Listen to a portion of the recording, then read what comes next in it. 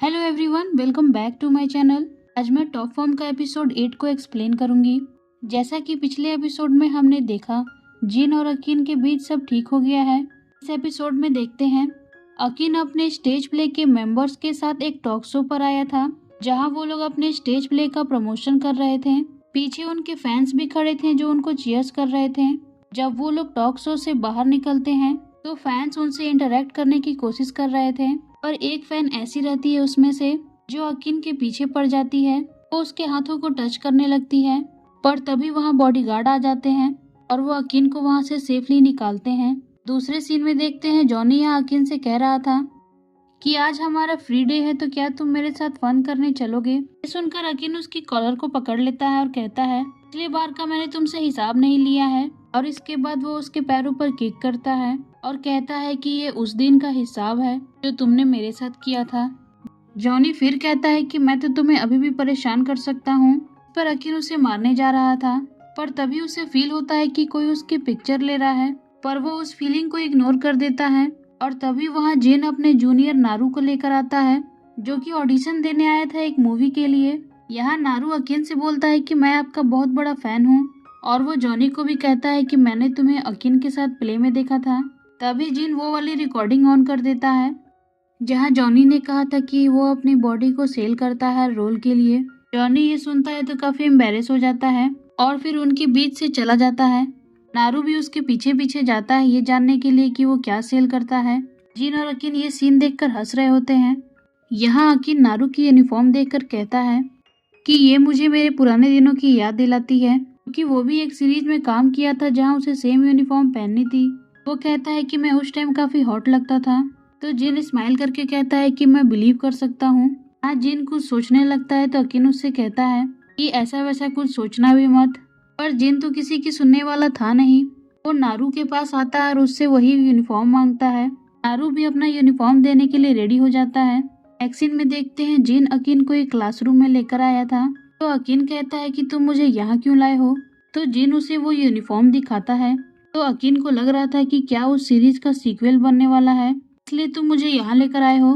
पर जिन के दिमाग में कुछ और चल रहा था। वो कहता है कि ये मैं तुम्हारे लिए लाया हूँ, मैं चाहता हूँ कि ये तुम पहनो।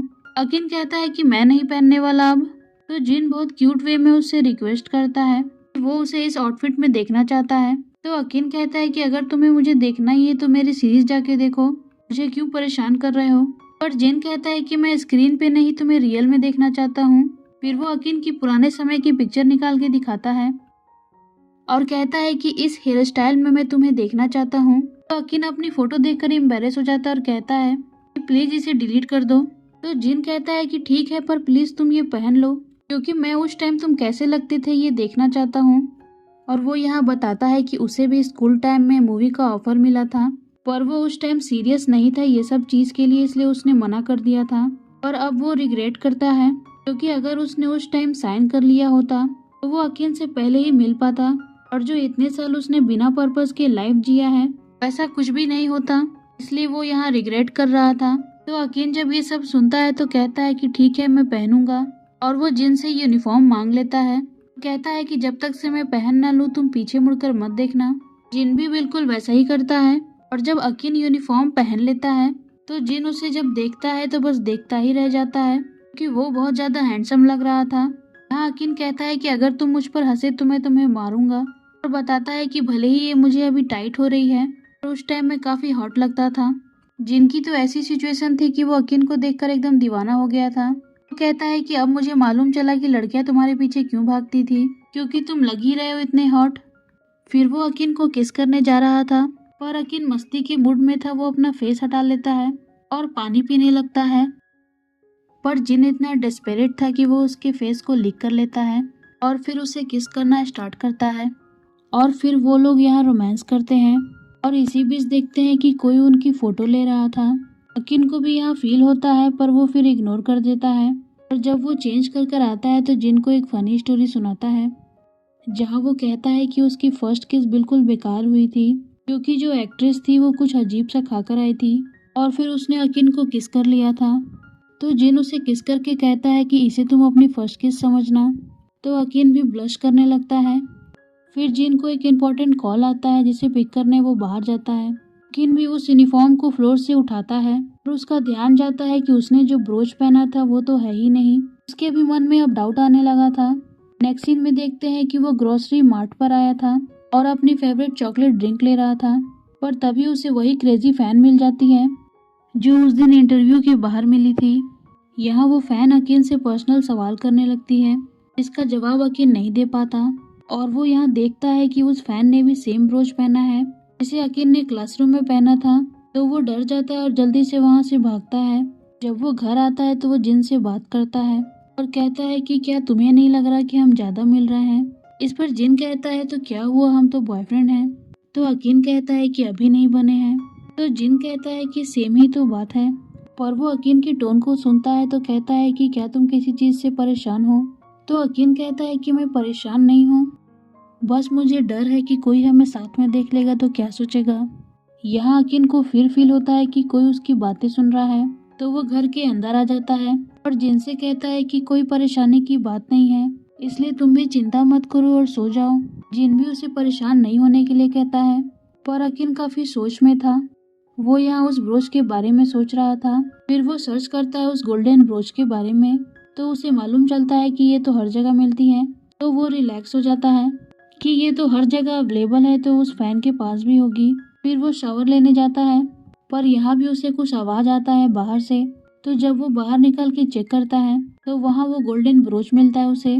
नेक्स्ट सीन में देखते हैं कि वो काफी परेशान रहता है। तो उसका मैनेजर साइन उसे पूछता है कि मैं काफी दिनों से देख रहा हूँ तुम डिस्टर्ब चल रहे हो, अगर कुछ प्रॉब्लम की बात है तो तुम मुझे बताओ। तो अकीन उससे कहता है कि एक अजीब सी फैन उसे मिली थी, पर ऐसा कोई वरीड होने की बात नहीं है। पर साइन उससे कहता है कि ये छोटी बात मत समझना, तुम्हें याद ही होगा कि 5 साल पहले भी एक ऐसी क्रेजी फैन ने क्या किया था, पर उस टाइम निंग और मैनेजर ने सब संभाल लिया था। वो यहाँ कहता है कि इस बार भी मैं तुम्हारी सिक्योरिटी बढ़ाने के लिए कहूँगा। तो अकीन उससे थैंक यू कहता है। फिर वो साइन से पूछता है कि क्या मेरी ग्रैंडमा का लेटर आया। तो साइन कहता है कि अभी तो नहीं आया है, पर तुम अपनी ग्रैंडमा को फ़ोन खरीद के क्यों नहीं दे देते। तो अकीन हंसने लगता है और कहता है कि उन्हें ये सब पसंद नहीं। वो कहती है कि लेटर लिखने से लगता है कि हम उनसे रियल बातें कर रहे हैं। साइन कहता है कि अगर तुम अपनी ग्रैंडमा को मिस कर रहे हो तो मुझे बताना, मैं तुम्हें वहाँ ले चलूँगा। फिर वो लोग बिल्डिंग से बाहर निकलने लगते हैं, पर तभी वहाँ वही क्रेजी फैन आ जाती है और अकीन से कहती है कि क्या तुमने मुझे पहचाना, मैं तुम्हारे हर इवेंट इंटरव्यू में आया करती हूँ। और यहाँ फ्लैशबैक में भी दिखाया जाता है कि रियली में वो हर जगह जाती थी जहाँ भी अकीन का कुछ इवेंट होता था। वो यहाँ अकीन के हाथ को पकड़ना चाह रही थी, पर साइन उसे रोकता है और यहाँ अकीन साइन को मना करता है। यहाँ वो फैन अकीन को उसके ग्रैंडमा का लेटर देती है और एक बड़ा सा एनवेलप भी देती है। अकीन जब देखता है कि उसकी ग्रैंडमा का लेटर उसके पास कैसे आया तो वो काफी शॉक में आ जाता है। यहाँ साइन भी वो एनवेलप खोलता है तो हम लोग देखते हैं कि उसमें अकीन और जिन के इंटीमेट पिक्चर्स थे। ये देखकर अकीन तो बिल्कुल डर जाता है, तो साइन उसे अंदर चलने के लिए कहता है। अकीन भी देखता है कि वो फैन भी वहाँ से भाग जाती है। नेक्स्ट सीन में देखते हैं कि अकीन के टीम मेंबर यहाँ डिस्कस कर रहे थे कि अब आगे क्या करना चाहिए, क्योंकि अगर ये फोटो लीक हो जाएगी पब्लिक में तो बहुत मुश्किल होगी। यहाँ निंग कहती है कि वो क्रेजी फैन कुछ भी कर सकती है, पर प्रोड्यूसर जेट कहते हैं कि हमें कुछ सोल्यूशन निकालना होगा जिससे ये फोटोज बाहर लीक ना हो।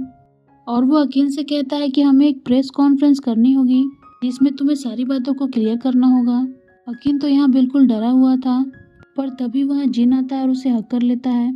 अकीन यह कहता है कि तुम यहाँ कैसे, क्या तुम्हारी शूटिंग खत्म हो गई। तो जिन कहता है कि ऐसी सिचुएशन में भी तुम मेरे बारे में सोच रहे हो। अकीन को सैड देखकर जिन उसे सॉरी कहता है, क्योंकि अगर वो उस दिन उसे जिद नहीं किया होता तो ये सब नहीं हुआ होता। तो अकीन कहता है कि कोई बात नहीं, क्योंकि कोई भी नहीं चाहेगा कि ऐसा कुछ हो। पर जिन उसे कहता है कि वो उसे प्रोटेक्ट करेगा और इस सिचुएशन को वो ठीक करेगा। अकीन भी ये सुनकर स्माइल करता है और फिर जिन उसे हक कर लेता है और उसे रिलैक्स करवाता है। नेक्स्ट सीन में देखते हैं कि इस प्रॉब्लम की वजह से जिन ने 3 दिन की छुट्टी ले ली थी और जिसकी वजह से उसके मैनेजर्स को प्रोड्यूसर से बातें सुननी पड़ी। नेक्स्ट सीन में देखते हैं कि अकीन यहाँ प्रेस कॉन्फ्रेंस कर रहा था जहाँ रिपोर्टर्स जिन और अकीन के रिलेशन के बारे में पूछ रहे थे। तो अकीन को यहाँ झूठ बोलना पड़ता है कि वो लोग सिर्फ कलीग हैं और एक अच्छे फ्रेंड हैं और इससे ज़्यादा कुछ भी नहीं। फिर नेक्स्ट सीन में देखते हैं कि ये न्यूज़ छप जाती है कि जो उस फैन ने कहा था वो बिल्कुल गलत था। इसलिए अकिन के फैंस उस गर्ल का पता लगा लेते हैं और उसे धमकी देने लगते हैं।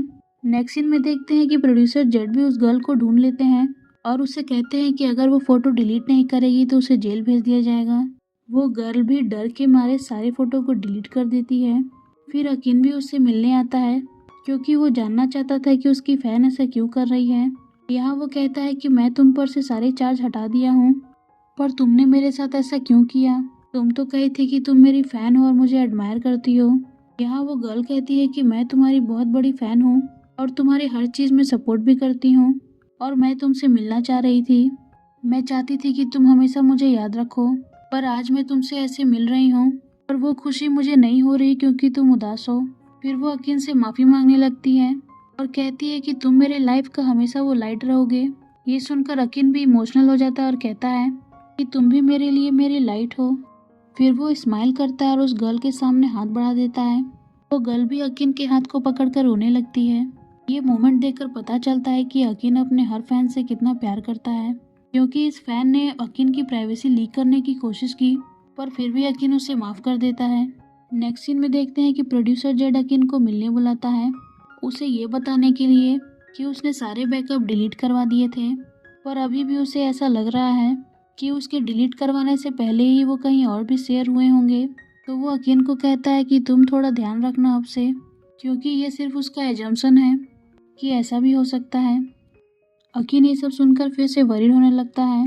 दूसरी तरफ हम जिन को देखते हैं जो नर्वस खड़ा था क्योंकि शायद उसे आज न्यू बेस्ट एक्टर का अवार्ड मिल सकता था।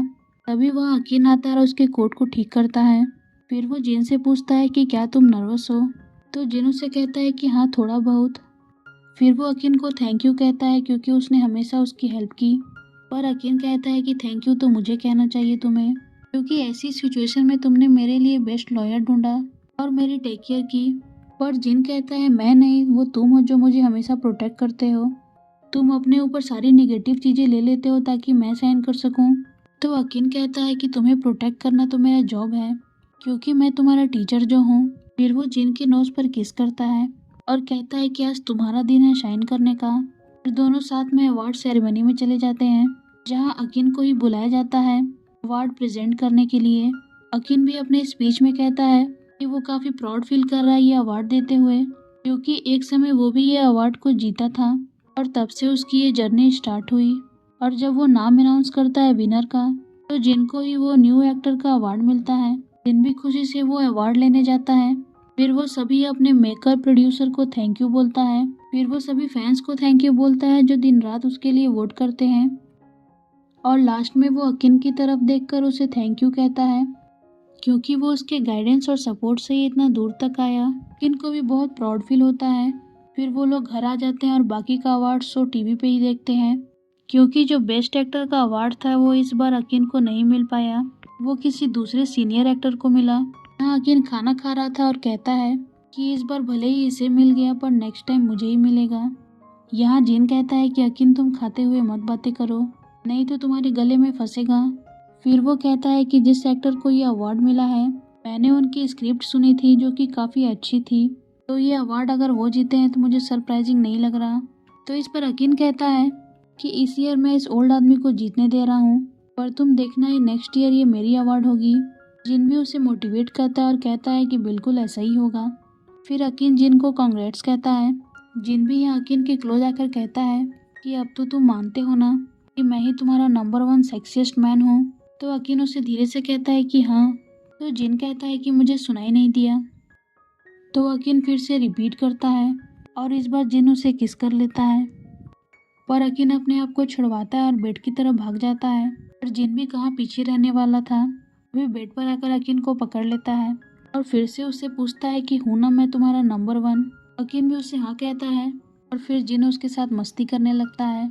दोनों यहाँ काफ़ी खुश रहते हैं और इसी क्यूट सीन के साथ ये एपिसोड का यही एंड हो जाता है। तो फ्रेंड्स, अब नेक्स्ट एपिसोड में क्या होगा ये जानने के लिए मेरे चैनल को सब्सक्राइब कर दें और ये एपिसोड कैसा लगा मुझे कमेंट में बताइएगा। Please like, comment, share and subscribe to my channel. Thank you for watching.